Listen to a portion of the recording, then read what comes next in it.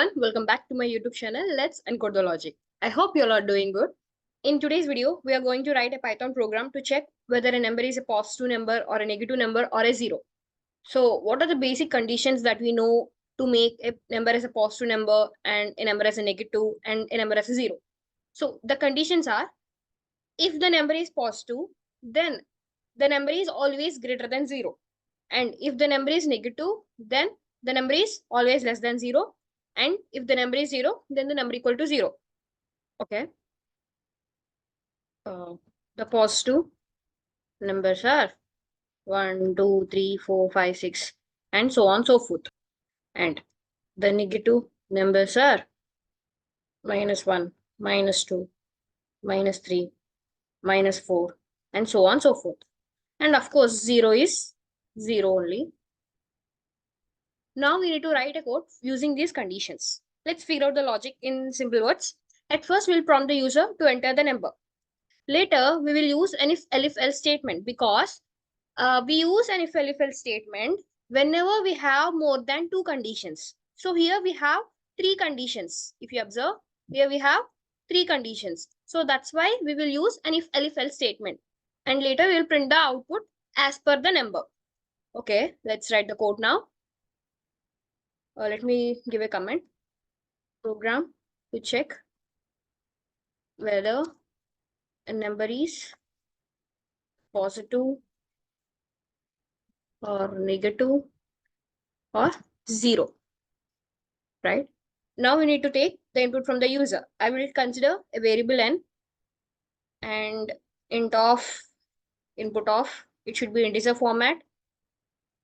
Enter a number. Right? Okay, now we need to use if-elif-else statement. The first condition is if the number is positive, means n is greater than 0. If n is greater than 0, then we can print n is a positive number. Right? Elif, the second condition is number is negative, means the n is less than 0, we can print the n is a negative number.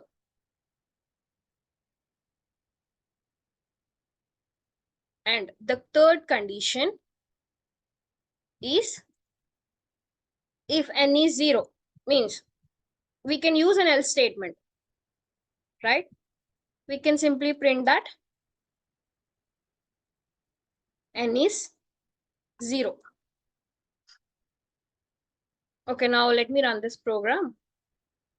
Let me give 890. So 890 is a positive number. And again, let me run this program. So this time I will give -67. So -67 is a negative number. And again, one more time. So this was 0. So 0 is 0. So here we have used an else statement. Instead of using an else statement, we can also use an elif. And whenever we use an elif, we need to keep the condition. We will keep n equal to 0. Here we will use double equal to for the comparison in programming. And for the assignment, we will use single equal to.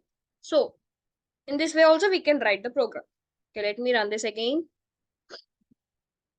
Okay, I will give 3, 4, 5, 6, 7, 8. Yeah. So it is a positive number. Okay, fine.